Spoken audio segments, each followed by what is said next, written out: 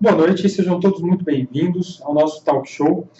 Ficamos um tempo parados, até por causa dessa questão do Covid-19, mas agora estamos de volta com mais entrevista, mais bate-papo, mais informação para levar para você. Hoje trazemos aí 3 entrevistados novamente, dessa vez com um formato um pouco diferente. Estamos acostumados a manter sempre os 3 lado a lado, para a gente trocar aquele papo simultâneo. Dessa vez até para manter uma distância, pensando em todas as cautelas, as precauções em relação ao Covid-19, vamos manter apenas um entrevistado por bloco. Então, nosso programa será dividido em 3 blocos, e cada bloco com um entrevistado falando sobre um tema. Só para dar antes de apresentar o nosso convidado, só para dar já uma introduzida, vamos falar sobre o objetivo de toda empresa. Qual é o objetivo? O lucro. A empresa ela busca o lucro e maximizá-lo ao máximo possível. Porém, esse lucro tem que ser tributado. Ele tem suas tributações obrigatórias por lei. Então, estamos aqui hoje com 3 entrevistados para falar sobre o lucro real, lucro presumido e o lucro arbitrado. Gostaria de desejar muitas boas-vindas ao nosso primeiro convidado, ao Márcio, um grande amigo de faculdade, de caminhada profissional, então participou de todos os nossos programas até hoje, voltado a esse tema de contabilidade. Então, Márcio, boa noite, seja muito bem-vindo. É um prazer receber você aqui no nosso talk show, mais uma vez. Obrigado, boa noite, Gabriel, boa noite, telespectadores. É um prazer vir novamente aqui, participar desse quadro e agregar mais conhecimentos aos nossos colegas de trabalho. Isso aí. O Márcio é um especialista, um grande especialista em lucro real, em tributações do lucro real. Então é sobre isso que ele vai falar um pouquinho com a gente. Não é isso, Márcio? Isso. Então vamos lá. Para a gente começar, para ele acrescentar um pouco essas informações para a gente. Márcio, a gente começar falando já de tributos, porque o brasileiro já tem pouco imposto para pagar, né? Vamos falar de mais um pouquinho.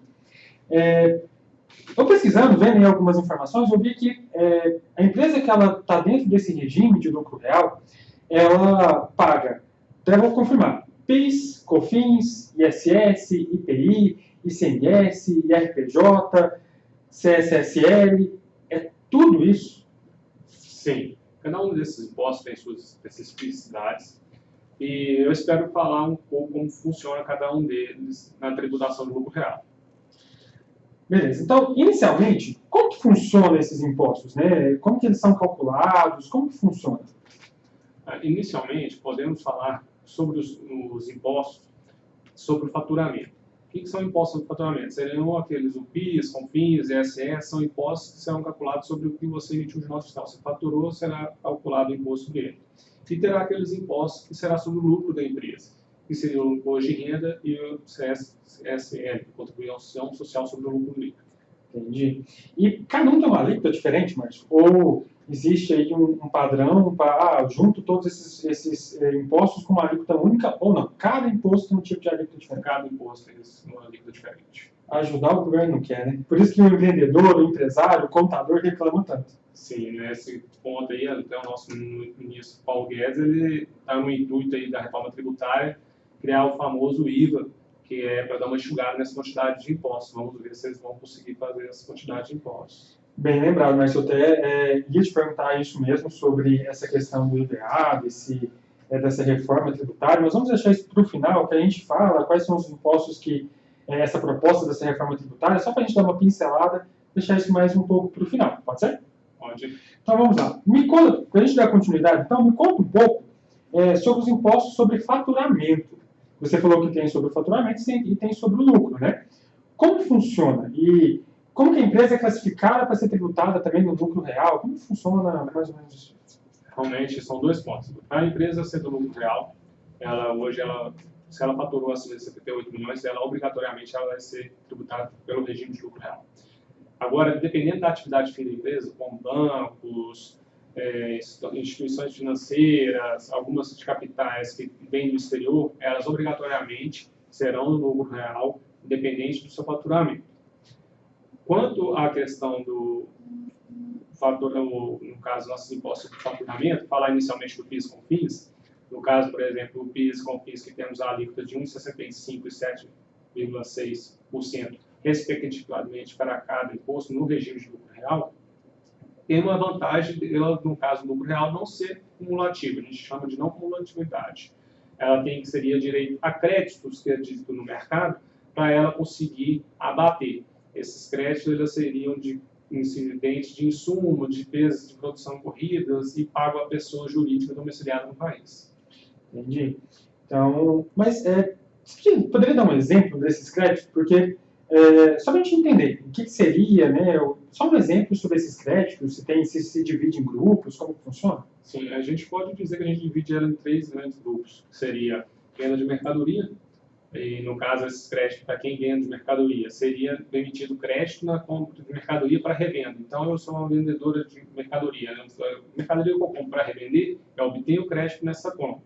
Também aluguel dos prédios, equipamento, das máquinas que eu estou utilizando para essas vendas dessa empresa, eu também posso tomar crédito. Temos outro segundo grupo, que seria na área de indústria. Por exemplo, é permitido tomar crédito na matéria-prima que ele compra para produzir, nos materiais diretos, serviço aplicado na produção, custo indireto com manutenção, máquina, equipamentos, aluguéis, são créditos que eles têm direito a aplicar. E temos o terceiro grupo na prestação de serviço, que são combustíveis, lubrificantes, materiais aplicados à prestação de serviço, serviços de terceiros aplicados à prestação de serviço. Isso dá direito a ele tomar esse crédito para abater e diminuir o montante a pagar no futuro. Entendi. Esse crédito é só, né, nesses tributos sobre o faturamento, né? Que é PIS, COFINS e COFINS, né? Entendi. É muita informação, Márcio. Sim. Eu quero deixar claro um adendo aqui, desses créditos que eu citei, são créditos admissíveis pelo fisco, que não irá, o fisco não vai lhe questionar se você todo mês você manda um crédito, no caso contribuições, falando de onde você tomou crédito. Mas existe também os créditos que a gente fala não autorizados, mas não impedidos por lei. Então, para esses casos, é necessário um especialista tributário fazer uma análise criteriosa na sua empresa quanto à atividade fim da mesa, para caracterizar os outros possíveis créditos que podem ser aproveitados pela empresa. Porém, ela vai estar sujeita a questionamento pelo fisco.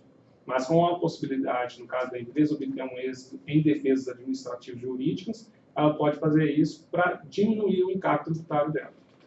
Entendi. Caramba, é muita coisa. Você tem algum exemplo para dar para a gente, que a gente consiga, às vezes, jogar na tela, para o nosso telespectador conseguir entender um pouco sobre essa forma de tributação? Sim, no caso, para o PIS com FIS, eu fiz uma pequena apresentação, vou mostrar aí para você. Pode pôr na tela. Beleza, já está na tela, Marcelo, pode falar. Aí nós temos um cálculo básico, tá? Nós temos aí uma receita bruta aí de uma empresa de 200 mil, aí temos despesas sem direito a crédito e despesas com direito a crédito de 70 mil. Que seria aluguéis, insumos. Aí embaixo eu tenho ali o meu PIS, no caso a alíquota de 1,65, sobre eu apagar a receita bruta, vai me dar R$ 3.300. O crédito, eu aplico essa mesma alíquota de 1,65 sobre, no caso, o valor ali que eu tenho direito a crédito, que seria os 70 mil. Então, eu tenho R$ 1.155 de crédito. Então, isso, deduzindo da receita bruta, eu vou ter um PIS a pagar de R$ 2.145. Quanto ao COFINS, essa alíquota será de 7,6%. Sobre a receita bruta, eu vou ter a pagar de R$ 15.200. Sobre os gastos com crédito, eu vou ter um crédito de R$ 5.320. De COFINS a pagar, eu terei, então, R$ 9.880. É bastante interessante, Marcos, o negócio é essa questão dos créditos, né? Então, se a gente for parar para pensar, a gente pode passar esses créditos para os demais impostos ou não? Esse crédito é exclusivo desses dois? É exclusivo desses dois. No caso, o crédito ele é dentro da própria tributação dele. Entendi. E tem mais alguma particularidade? A gente já viu essa questão do crédito, mas existe mais alguma particularidade quando se fala de PIS e COFINS? Sim, temos mais uma particularidade. Tem mais, mas aí a gente não dá conta. No mundo real, infelizmente, nós temos mais uma que a gente tem que ficar atento, é a questão sobre a receita financeira. Então, no caso, receita financeira, sua empresa não é uma instituição financeira, você acha, então acabou, eu recebi aquilo mesmo. Não, se você tem aplicações financeiras e tem ganho sobre essas aplicações financeiras, sua empresa jurídica, você vai ter que pagar uma parte, no caso de PIS e COFINS para essas empresas. As alíquotas não serão a mesma como na atividade de fim, no caso. Então, essas vão ser um pouco menor. caso do PINS, será de 0,65% e para o CONFINS 4%. Será tributado sobre a receita financeira que você obtiver. Caramba, tem mais alguma coisa sobre PIS e COFINS ou a gente encerra por aqui, mas sobre PIS e COFINS, acabou, é só isso. Tá difícil já, né? Mas tá bom. E só uma pergunta, os três são calculados juntos ou não? Eles têm que ser calculados individualmente? Não, no caso... No caso, quando eu falo os três, eu estou dizendo sobre ISS, IPI e ICMS, tá? É porque eu mudei de assunto, desculpa, porque a gente já tinha falado sobre PIS e COFINS, né? E agora falando sobre ISS, IPI e o ICMS, os três podem ser calculados juntos? Não. No caso, são impostos distintos, tá, que ocorrem sobre o regime do lucro real e presumido, da mesma forma, caráter informativo, mas que nós trouxemos isso para cá. Então, cada um tem sua particularidade, sua alíquota, e, no caso, ele participa de outros regimes tributários também. Entendi. Então, não vou falar, por exemplo, um pouquinho de cada um deles. No caso do ISS, que é o Imposto sobre Serviço, ele tem uma alíquota que varia aí de 2% a 5%, geralmente regido por lei complementar a 116/2003, onde a definição das alíquotas varia de cada município, por atividade química. Já o IPI, o Imposto sobre Produtos Industrializados, é calculado com base na alíquota descrita na tabela de incidência do IPI, que é a TIP, que geralmente varia de 0% a 30%, sendo regulamentado por decreto 7.212 de 2010, valendo destacar que se a mercadoria é passível de ser taxada mesmo de alíquota zero. Então, é necessário preencher esse percentual na nota fiscal. Quanto ao ICMS, é o Imposto sobre Circulação de Mercadorias e Prestação de Serviço. É um tributo que incide sobre a movimentação de mercadorias em geral e que inclui produtos de mais variados segmentos, como eletrodoméstico, alimentos, cosméticos, e sobre serviços de transportes interestaduais, municipais e de comunicação. É de competência de cada Estado brasileiro instituir e cobrar os valores que devem ser tabelados referente aos mesmos. Entendi. E qual é a periodicidade destes impostos, né? De quanto tempo? Esses impostos que eu falei, no caso PIS, COFINS, ISS, IPI, ICMS, eles são mensais. Todo mês tem que ser feita a apuração e pago. Todo mês, mas... Ah, de dinheiro. Meu Deus. Beleza, então, fechamos aqui os impostos sobre o faturamento, certo? Então, falamos sobre PIS, COFINS, ISS, IPI e ICMS. Cada um com sua alíquota correspondente, todos com a periodicidade mensal. Beleza. Então, agora vamos falar um pouco sobre o imposto sobre o lucro, né, propriamente dito, que é o imposto de renda e a contribuição social sobre o lucro. Fala um pouquinho para a gente aí, por favor, Márcio. Sim, no caso, o IR, contribuição social, é uma questão que, na hora que você falou da pergunta sobre ser mensal, ele tem um pouco diferente no caso do demais, né, no caso dos impostos. O que tem a diferença? No caso, quando você tem o imposto de renda e a contribuição social, você tem, como eu posso falar, você tem uma escolha. Essa escolha que seria o modo de apuração da tributação. Se ela será tributação trimestral ou apuração anual. Se você optar num regime, no caso de forma apuração no lucro real, no caso do regime de forma trimestral, o período de apuração será encerrado em 31 de março, 30 de junho, 30 de setembro e 31 de dezembro. Nesse caso, o contribuinte está dispensado do recolhimento do imposto de renda CCL nos 2 primeiros meses de cada período. Já o anual, que você faz uma antecipação mensal, esse você irá pagar em todo mês. Então, a estimativa de suspensão ou redução do imposto. A empresa deve recolher o imposto de renda e o CSL mensalmente com base na estimativa. Em 31 de dezembro, fará a apuração real mesmo, quanto o fechamento do ano, quando então comparará o valor devido com o que foi recolhido, pagando a diferença ou compensando, posteriormente com os tributos da mesma natureza. Então, o trimestral ele vai ali fazer o recolhimento ou a declaração que ele faz a cada 3 meses? Ele faz a declaração e recolhimento a cada 3 meses. Faz os dois. Então, ele já recolhe e declara a cada 3 meses. No anual, ele faz o recolhimento de forma mensal e, ao final do ano contábil, lá em dezembro, quando encerra o período, ele faz a declaração, que aí ele compara o que foi recolhido com o que deveria pagar ou compensar. Entendi. Interessante, mas E se a empresa tiver prejuízo? Isso aqui é uma pergunta às vezes boa, né? Porque a gente fala imposto sobre lucro, se ela não teve lucro, mas se ela teve prejuízo fiscal, né, nessas apurações, como deve proceder? No caso com prejuízo, com a opção trimestral, o lucro do trimestre anterior não pode ser compensado. Com o prejuízo fiscal dos trimestres seguintes, ainda dentro do mesmo ano calendário, o prejuízo fiscal do trimestre só poderá deduzir até o limite de 30% do real dos trimestres seguintes.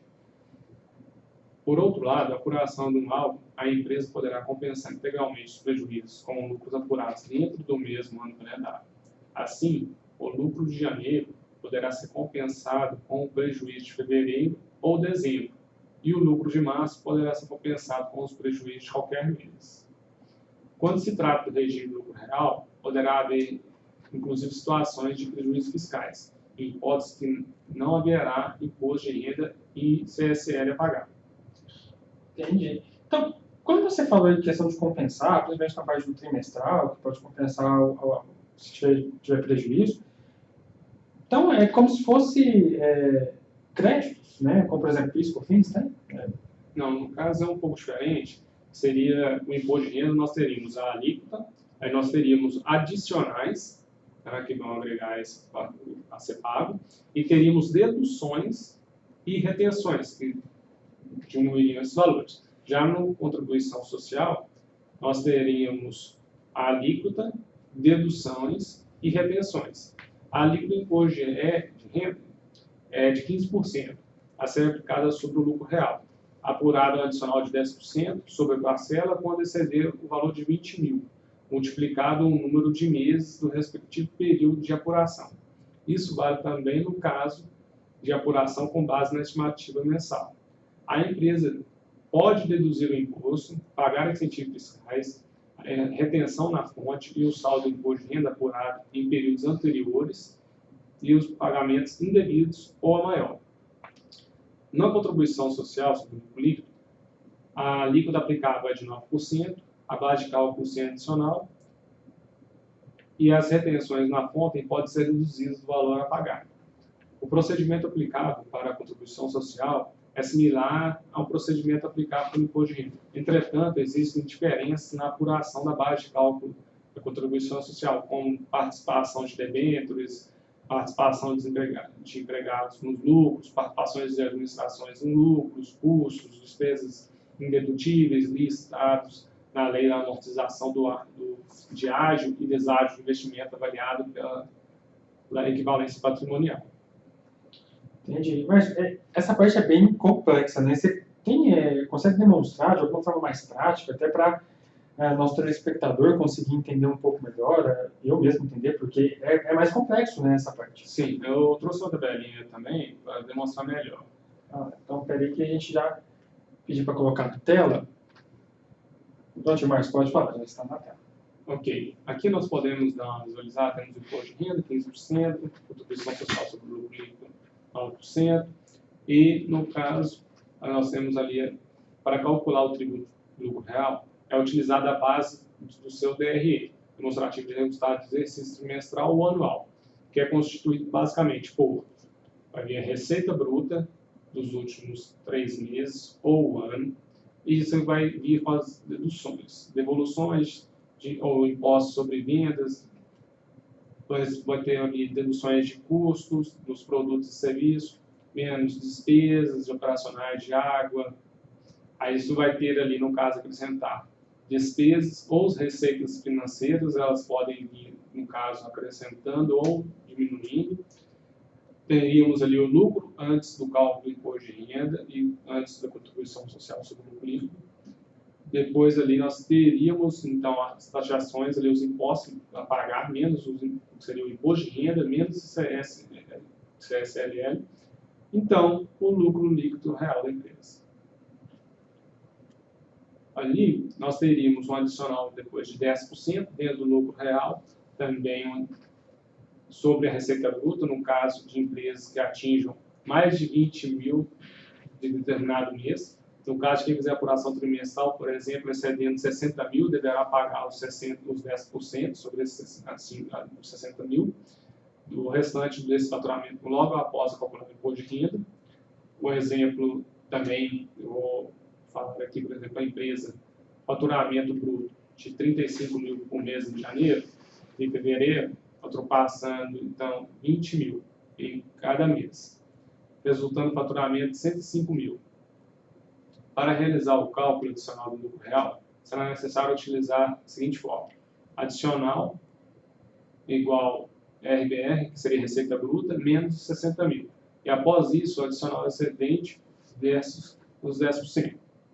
Para tanto, a receita bruta acumulada nos determinados meses, na prática, o adicional do lucro será calculado desse modo: a 45 mil vezes 10% é igual a 4.500 de imposto a pagar no trimestre. Entendi. Então, esse 4.500, né, que você citou aí, seria o adicional sobre o lucro real. Já teve lá a dedução do lucro, das alíquotas, aí tem o lucro real, aí tem esse adicional, porque ultrapassou uma certa quantidade de faturamento. Aí, essa quantidade que ultrapassou tem esse acréscimo de 10% sobre o que ultrapassou o limite. Sim. Certo? Bom, eu acho que sobre lucro real a gente conseguiu aí dar uma explanada bem geral, a gente conseguiu falar bastante coisa. Só para a gente finalizar, só dar uma pincelada sobre o IVA que a gente ficou de falar no final do nosso bloco. O que é esse IVA, né, o IVA, e quais são os impostos que essa reforma tributária proposta pelo nosso ministro da Economia está tentando agregar. Só dar uma pincelada para a gente, só para o pessoal também, como a gente falou de muitos encargos, tributos, só para eles entender mais ou menos o que vai acontecer com essa reforma, se for aprovada, obviamente. Sim. O nosso ministro Paulo Guedes, ele quer criar o IVA, ele, com isso, nessa criação, esse IVA, que é um imposto sobre valor agregado, ele quer extinguir alguns impostos. Quais seriam esses impostos? Seriam o IPI, IOF, PIS e COFINS. Então, aí nisso, você, numa machadada só, ele daria 4 impostos, facilitaria, seria uma base de cálculo só, e seria o IVA a pagar. Então, aí a nova briga, né, do Mário Sadia e de Paulo Guedes vence essa queda de braço dos nossos parlamentares futuros para quando essa votação saia logo. Isso vai ser muito bem visto no mercado externo nosso, né, mais agora, com a Selic caindo, então a taxa de juros está muito baixa, então o mercado precisa de dinheiro capital externo para entrar no nosso país, para alavancar muitas empresas, a Bolsa de Valores está crescendo, o número de pessoas praticamente na Bolsa de Valores. Com essa agregação desses impostos, vai ser muito bem vista para a gente aqui no nosso país. Isso vai agregar muito se ele conseguir essa aprovação. E fica até mais fácil, né? Porque você pega aí 4 impostos diferentes, junta tudo em um só, então que você teria 4 alíquotas diferentes, você vai ter uma alíquota só. Então fica mais fácil até para fazer o planejamento da empresa, né? Você já sabe, você tem um cálculo só, igual você falou, é uma base de cálculo única para fazer, você precisaria de 4 bases para fazer esse cálculo. Exatamente. Bom, Márcio, nosso tempo já está até estourando no nosso bloco, então gostaria demais de agradecer a sua presença, tá? Mais uma vez. Vamos para um breve intervalo, não saia daí, é coisa rapidinha para a gente já seguir para o próximo bloco. Mais uma vez, muito obrigado, Márcio, até a próxima. Obrigado a todos, boa noite.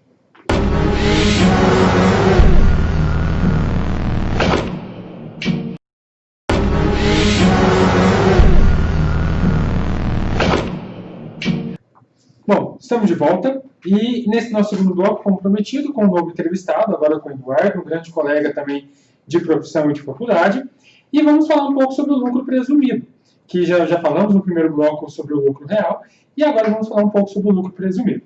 Primeiramente, muito bem-vindo, Eduardo, é um prazer te receber aqui no nosso talk show, seja muito bem-vindo e fique à vontade e vamos ter um papo bem dinâmico aqui, seja bem-vindo. Certo. Boa noite, Miguel, obrigado pelo convite. Eu espero esclarecer as dúvidas do pessoal e vamos lá.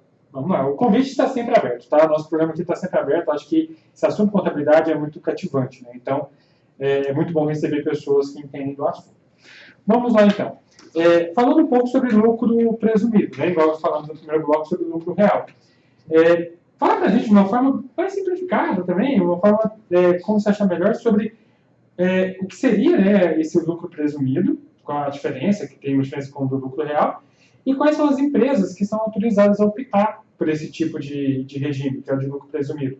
Porque vimos que no regime de lucro real, existe uma obrigatoriedade. Então, tem um grupo de empresas ali, um grupo de perfis de empresa, que estão obrigados a aderir ao lucro real.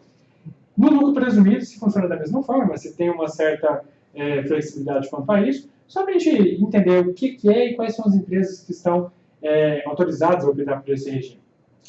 Sobre o lucro presumido, então, Gabriel, ele é uma forma simplificada que o governo achou de determinar a base de cálculo do imposto de renda e da contribuição social sobre o lucro líquido. Nesse regime, mesmo que a empresa tenha obtido uma margem de lucro maior, a tributação recairá apenas sobre a margem pré-fixada. Então, isso é vantajoso para a empresa. Porém, se a margem de lucro efetiva for inferior à pré-fixada, os tributos devem ser calculados sobre a mesma margem presumida. Então, vão ter algumas alíquotas para certas atividades e todas as receitas vão ser tributadas sobre essas alíquotas, sendo as receitas mais baixas ou receitas em tempos bons mais altos. Entendi. Só não te cortando, mas só para a gente já deixar um adendo aqui, porque o lucro real ele é feito baseado no lucro, né? Então, o cálculo ali do IR, do RPJ, da contribuição, é todo baseado no lucro e tem do lucro real da empresa. No caso do lucro presumido, é uma taxa já previamente definida, mas ela é calculada como base a receita. A receita, faturamento. O faturamento. Entendi. E agora, com a questão das que são autorizadas, né? Porque tem a questão, como que funciona? Então, ela é bem mais livre do que o regime de lucro real. No lucro real tem certas empresas que são obrigadas, como as instituições financeiras ou equiparadas, algumas empresas que recebem receita advindas do exterior e as empresas que tiverem um lucro acima de 78 milhões. Essas são obrigadas ao lucro real. As outras empresas estão liberadas a optar pelo lucro presumido. Ela pode optar pelo presumido, se ela estiver se enquadrada dentro do simples, pode optar pelo simples também. Então, ela tem uma liberdade um pouco maior para escolher a forma que vai ser a sua tributação. Isso mesmo. Costuma vir, assim, a pessoa às vezes começa no Simples Nacional, a empresa cresce um pouco, normalmente passa para o lucro presumido, se for vantajoso para ela. Ou então ela opta direto para o lucro real. Entendi. Aí tem que ter uma avaliação, tem que ter pessoas ali competentes, avaliar, né, o planejamento da empresa, o que é mais viável. Correto é isso. Correto é isso. Correto é isso. Exatamente, fazer essa avaliação. Interessante. Agora, a gente sabe que, como tem essa opção, né, a pessoa tem a opção de escolher, porque se no lucro real a gente tem a empresa que fatura mais de 78 milhões, se tem a empresa que é uma instituição financeira, ela já está obrigada ao lucro real. Então, independente do período, ela vai ter que ser lucro real. Essas empresas que têm uma opção, eu posso ser pelo simples, se eu estiver enquadrado lá, eu posso ser pelo lucro presumido, se for melhor para mim, ou até mesmo posso ser o lucro real, se for mais vantajoso para mim. Mas ela tem um período, ela tem um momento que ela pode optar por isso, e quais são os prazos para recolhimento? A gente já viu também, tem alguns prazos definidos. Qual que é o momento para optar por esse regime e os prazos para fazer as declarações, a parte da tributação? Certo. Então, Gabriel, o lucro presumido ele é apurado trimestralmente. Então, um exemplo é a empresa no início do ano, de janeiro a março, apurou as receitas, fez a apuração no final do mês. A opção, esse momento da opção pelo lucro real, pelo lucro presumido, ou até pelo simples, vai vir na hora de gerar a guia da DARF, no final do mês, subsequente ao período. Então, fechou março, até o final de abril, último dia útil, quando gera essa guia DARF, vai ser a escolha entre esses três regimes. E só para a gente deixar aqui, para entender, né? Tem essa questão, então, no momento que vai emitir a guia DARF, ele pode escolher de qual forma vai ser a tributação no caso do faturamento ali, né, sobre o faturamento. E você falou que tem a questão trimestralmente, tá? O PIS e COFINS, no real, ele é mensal. né, se eu não estiver enganado. No presumido é da mesma forma. Ele também, o PIS e COFINS, ele é tributado mensalmente. Isso acontece da mesma forma, porém o PIS e COFINS no lucro presumido ele é cumulativo. Entendi, porque no real ele é não cumulativo e você pode consegue tomar no crédito, gerar os créditos. Não. No presumido não tem essa opção, ele é cumulativo. No final do mês, no final do mês, no caso, você vai pagar sobre o faturamento. Entendi. Só as alíquotas que mudam um pouco, o PIS e o COFINS é mais reduzido no presumido, 0,65% do PIS e 3% do COFINS. E ele é pago no mês subsequente, por exemplo, em janeiro, até dia 25 de fevereiro, tem que ser pago a guia do PIS e COFINS. E só para... que nós falou, que é até o dia 25, né? Então vence no dia 25 do mês subsequente. Se o dia 25 não for um dia útil, igual eu até recebi uma informação aqui falando, já até é uma pergunta aqui do nosso telespectador, se o dia 25 não for um dia útil, ele tem que adiantar o pagamento ou ele pode pagar no primeiro dia útil após o dia 25? Não, o governo quer que nada atrase. Então, quanto antes melhor, né? O governo pede para adiantar esse pagamento do dia útil imediato. Então, se o dia 25 der um domingo, por exemplo, ele vai ter que pagar na sexta, no dia 3. Isso mesmo. O governo não dá trégua, né? Bom, a gente viu, igual tem a questão de tributo sobre faturamento, né, sobre o lucro, tá? É uma taxa já pré-determinada, a gente vai ver essas taxas um pouco mais para frente. Eu sei que você preparou um material para a gente, uma tabelinha bem interessante. Mas se a empresa tiver mais de uma atividade, ou seja, é uma empresa que possui duas ou mais atividades dentro do seu segmento. Então, ela pode ser uma empresa que ela presta serviço, ao mesmo tempo ela é uma empresa comercial e, ao mesmo tempo, é uma indústria, né? Ela tem os 3 segmentos ali. Neste caso, como funciona? É uma alíquota só? Eu vou pegar, como é uma única empresa com 2 ou mais segmentos, eu junto todos os segmentos e faço uma alíquota só? Como funciona? Então, Gabriel, a pessoa jurídica que exerce atividade diversificadas, ela deverá segregar as suas receitas oriundas de cada atividade e aplicar o percentual respectivo. Para facilitar, eu acho melhor ir para a tabela. Vamos colocar a tabela na... Vamos pedir para colocar a tabela? Já está na tela. Bom, Eduardo, eu vi aqui, eu estou vendo aqui, acompanhando a tabela. É bem interessante porque tem várias subdivisões, né? Igual a gente tem o imposto de renda de pessoas jurídicas, temos a contribuição social. E temos aqui, por exemplo, a contribuição social ela é 32%, essa alíquota de presunção, para diversas atividades, né? Tem prestação de serviço, construção e recuperação, coleta e transporte, intermediação de negócios, administração, diversos serviços. Isso. E o imposto de renda pessoa jurídica tem uma diferença. Tem prestação de serviço relativa a exercício de profissões legalmente regulamentadas e construção, recuperação, etc., é 32%, sem choro. Isso. Nas demais aqui para baixo, a gente conseguiu ver que tem esse 16%.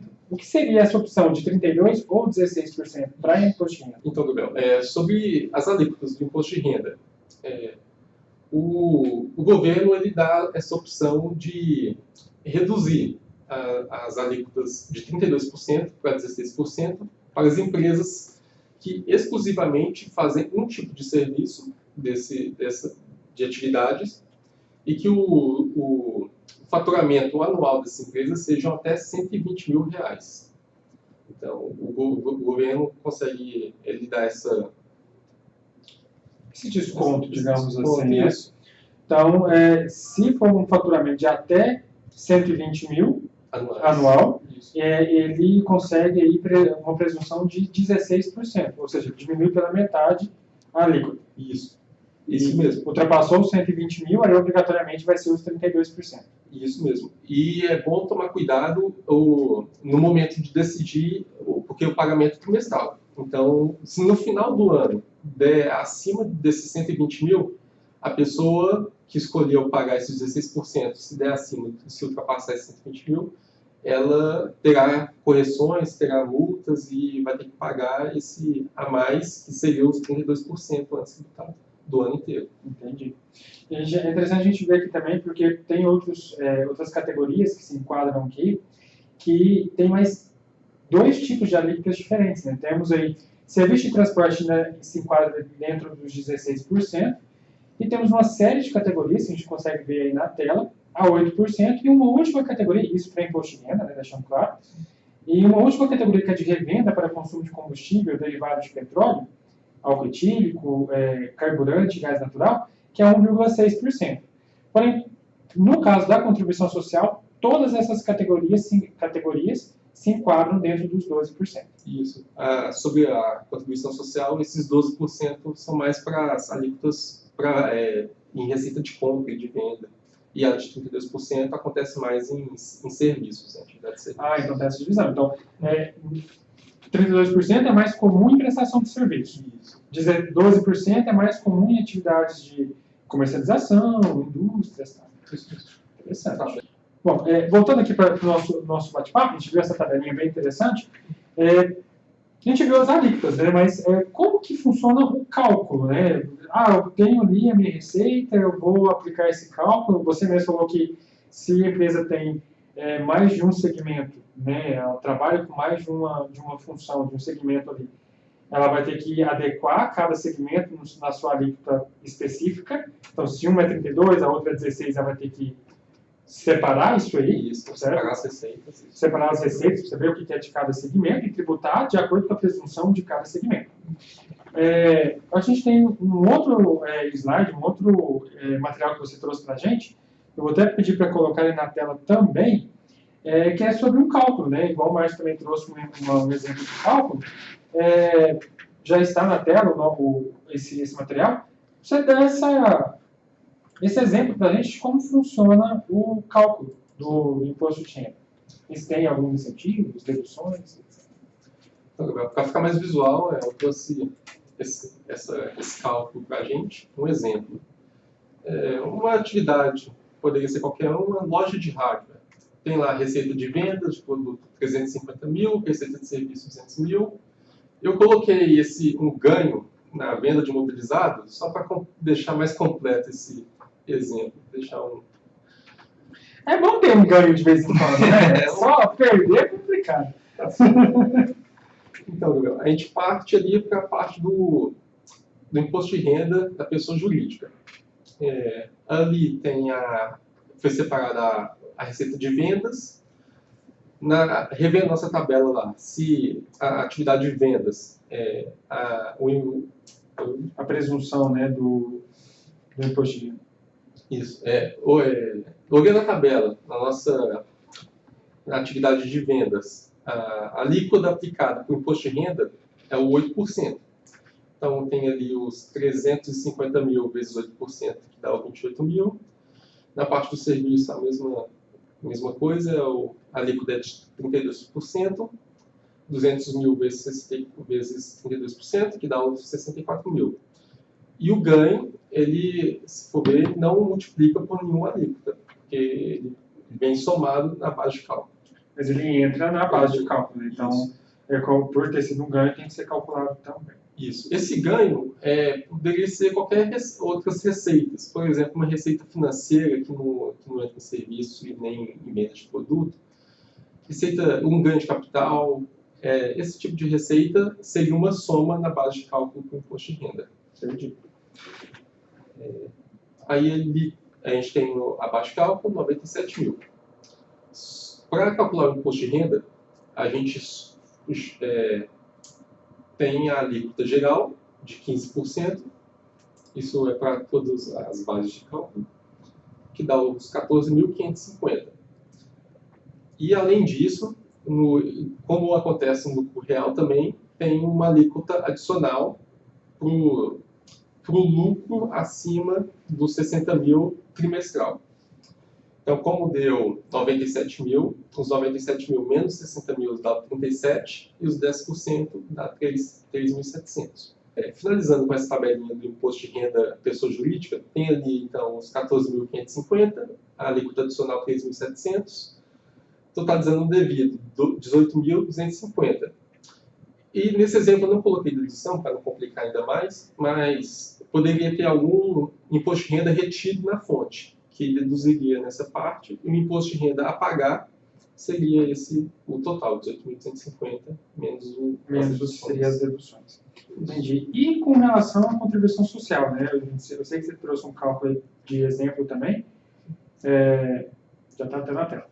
Sim, ele vai funcionar de forma semelhante ao imposto de renda. As receitas de vendas são separadas, só as alíquotas, no caso, que vão mudar. No caso das vendas, são de 12%, 350 mil vezes 12, 42 mil, e o do serviço, 32%, que dá 64 mil. Também tem esse ganho na base de cálculo, somando dá 111 mil, e na base de cálculo não tem nenhum adicional nessa contribuição social. Então, joga a alíquota de 9% e fechou o cálculo de contribuição social. Dá 9.990. E, além disso, para deixar mais completo o exemplo, eu coloquei como seria o total do PIS/COFINS no trimestre. Que você jogaria o faturamento bruto, que é os 350 mil mais 200 mil, a soma das receitas, pelas alíquotas, que totalizam ali 3.575 e os 16.500. E no caso do PIS e COFINS não precisa segregar por atividade, né? Pode junta as duas receitas e aplica uma alíquota só. Isso, é o faturamento total. Que é um valor só. Isso. Bem interessante, muito interessante. Acho que ficou bem claro aí para a gente conseguir entender um pouco sobre como se calcula essa presunção, porque no lucro real a gente faz toda o demonstrativo de resultado, chega no final, a gente tem um lucro e o cálculo das tributações é baseado nesse lucro, no lucro realmente que a empresa obteve. No caso do lucro presumido, não. A gente não vai trabalhar com o lucro lá da DRE. Vamos trabalhar com o faturamento que a empresa teve no período e aplicar uma alíquota de presunção de lucro baseado naquela atividade que ela desempenha. Então, são duas formas de se chegar a um lucro, né? Chegar a um tributo, chegar à tributação do lucro, duas formas distintas. Uma, eu vou direto no que eu realmente lucrei com a minha operação, na outra eu vou pelo que eu presumi, o governo presume que eu vou lucrar com a minha operação de acordo com a minha atividade. São duas formas distintas. Mas que aí, se não houver a obrigatoriedade, a empresa pode escolher ali qual que é a mais vantajosa. Tem essa colherzinha de chá, né? Escolhe aí qual que você é melhor para a sua empresa, desde que não sejam as obrigatórias, obviamente. Bom, eu acho que a gente consegue aí, finalizar essa parte do lucro presumido, a gente já está com o nosso tempo também estourando. Gostaria de agradecer mais uma vez a sua presença, a sua contribuição com o nosso assunto. Acho que ficou bem claro aí, ainda mais com os exemplos que nós colocamos. Mais uma vez, muito obrigado e as portas estão abertas, tá? Sempre que precisar, sempre que você quiser, estiver disponível, as portas estão abertas, seja muito bem-vindo e pode ter certeza que vamos te procurar de novo. Opa, estamos aí, pode vir aqui. Obrigado, gente. Vamos aí por mais um intervalo curtinho e voltando para o nosso último bloco, já é o último, mas continuando com esse assunto sobre tributações sobre o lucro. Não saiam daí, voltamos já já.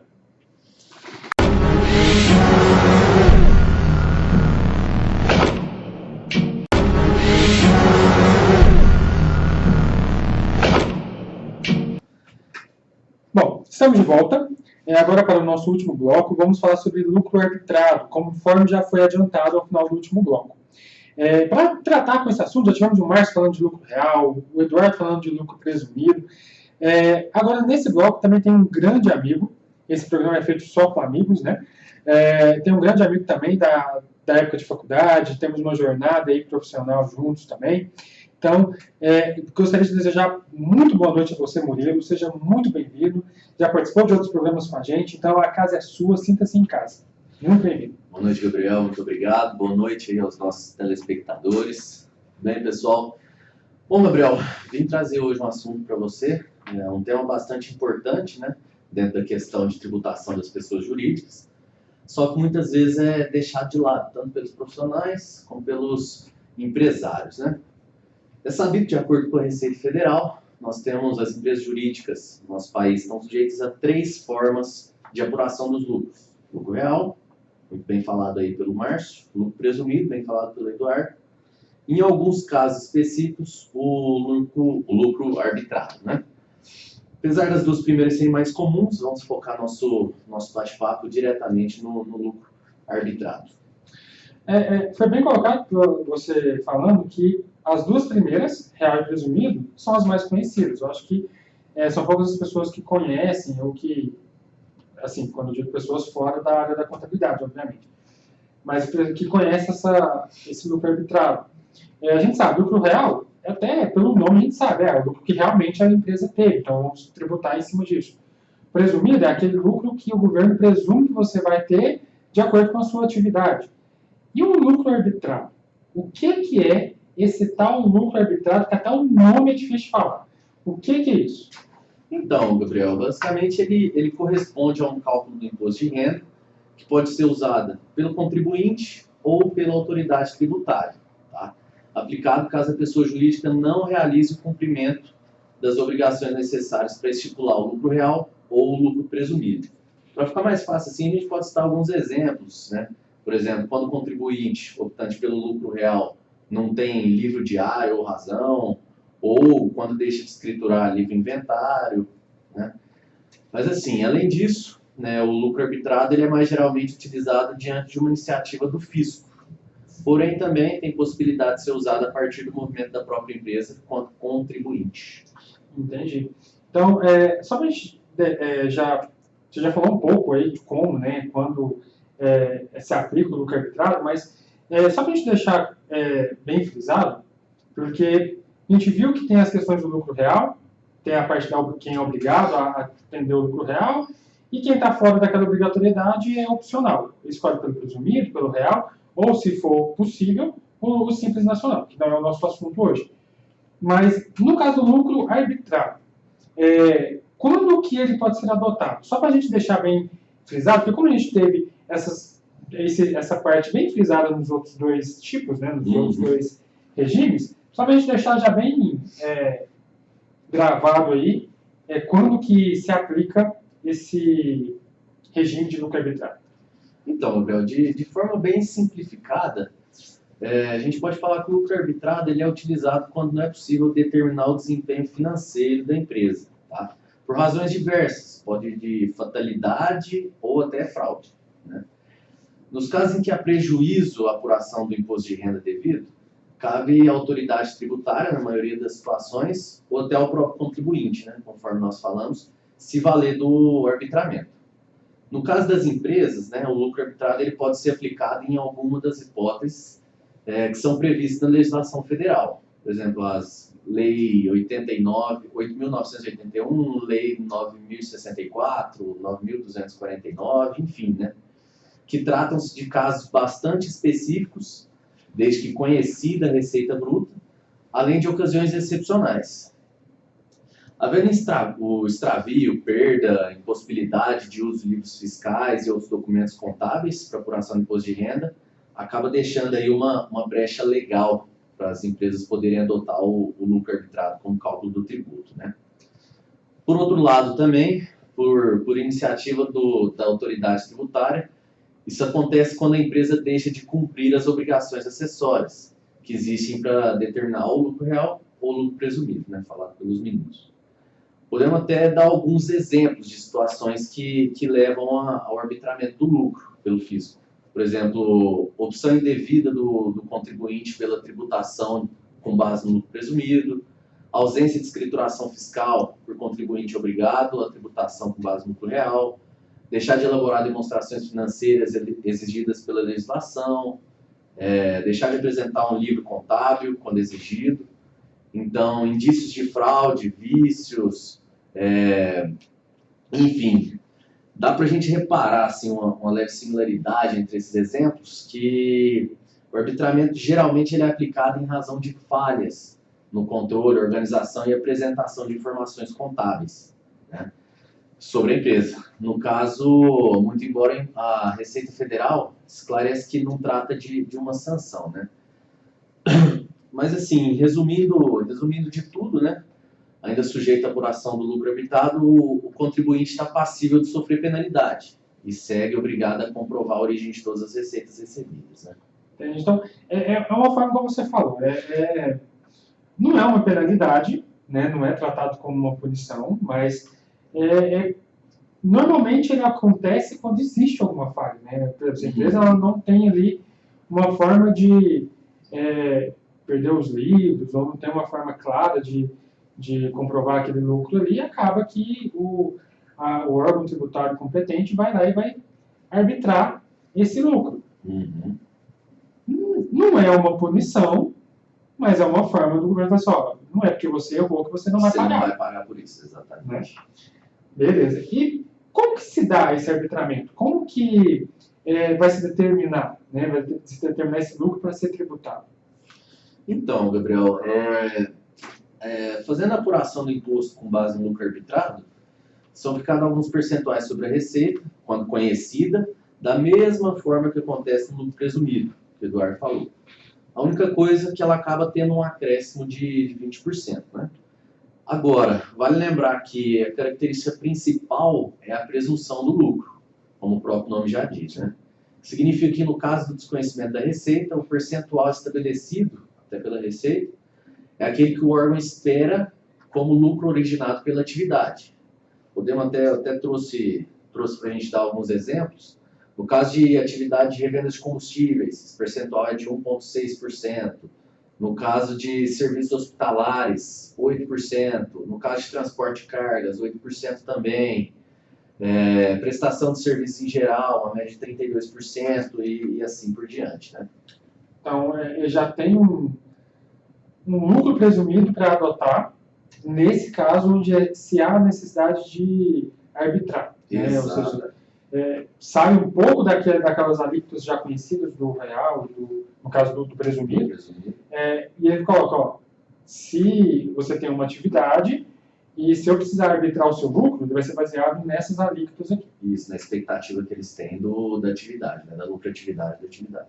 Entendi. Bom, vamos lá, vamos simular uma situação aqui. Vamos simular eu como empresário, certo? Quero arbitrar o meu lucro, o lucro da minha empresa. Não sei. Acho que vai ser mais vantajoso para mim. Não sei. Eu tenho ali um grupo, a gente fez um estudo e falou assim, se a gente arbitrar o meu lucro, se existir essa possibilidade, até isso que eu quero ver com você, se existe essa possibilidade, vai ser mais vantajoso financeiramente para mim do que eu aderir ao presumido ou ao real. Existe essa opção, eu solicitar o arbitramento do meu lucro, eu mesmo pedir que seja dessa forma, e se existe essa possibilidade, como que é feito? O que eu deveria fazer como empresa para ter o meu lucro arbitrado? Então, Gabriel, eu até costumo falar que não basta somente saber o que é o lucro arbitrado, né? É evidente que a utilização e o cálculo dele guardam uma complexidade acima do conhecimento da maioria dos empreendedores, né? Até valorizando o nosso trabalho como contador, né? Com certeza. Senão qualquer um vai achar que pode ir ali e passar, só jogar 8% que eu vou conseguir calcular. Né? Exatamente. Então, assim, é uma situação que é sempre bom você ter um apoio do contador, né? Mas, supondo aqui que você já tenha vencido essa etapa, está totalmente inteirado sobre o assunto, e como é que você começa? O que você pode fazer, né?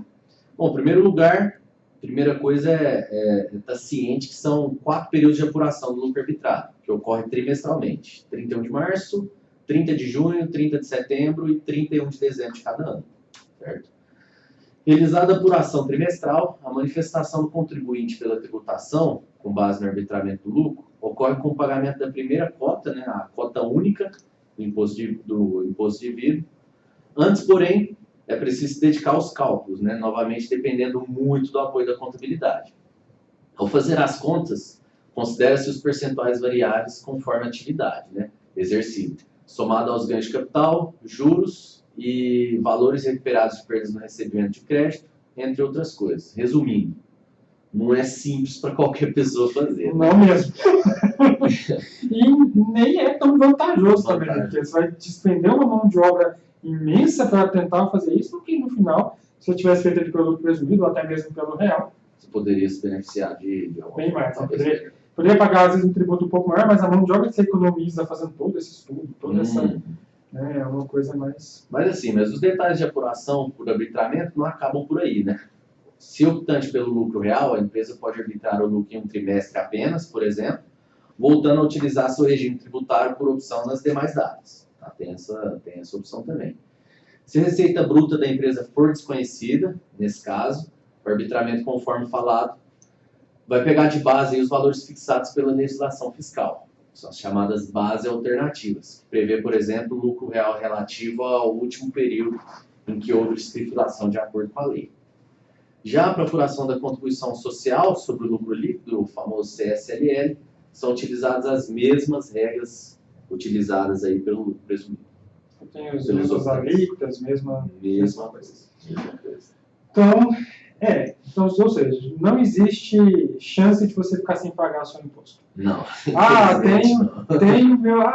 Perdi meu livro. Não, meu livro caiu no rio, perdi meu livro.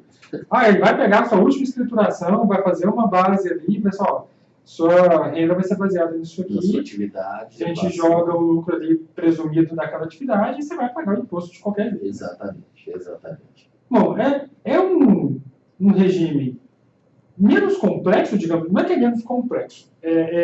Como ele é menos utilizado, vamos dizer assim, é mais fácil você usar o presumido real, que já é mais conhecido, que você arriscar o arbitrado. Porque se a empresa vai tentar arriscar um arbitrado, ela pode despender de uma mão de obra desnecessária e chegar no final não compensativo, digamos assim. Então, por isso que acaba que o arbitrado, acredito eu, posso estar falando besteira, pode me corrigir, acredito eu que o arbitrado, por mais que você tenha a opção de escolher por ele é mais dedicado àquelas empresas onde aconteceu alguma irregularidade. Perdi alguma coisa, não consegui. Acidente com o contador da empresa, perdeu todos os documentos fiscais, algo do tipo. Então, é mais voltado para esses casos, né? Por mais que você tenha opção, mas ele é mais voltado para esses casos, porque, vamos ser sinceros, é muito complexo, sendo que você tem outros dois regimes que vai te dar, provavelmente, valores bem próximos daquele, ou até melhores. Exatamente. Bom, caramba, já acabou.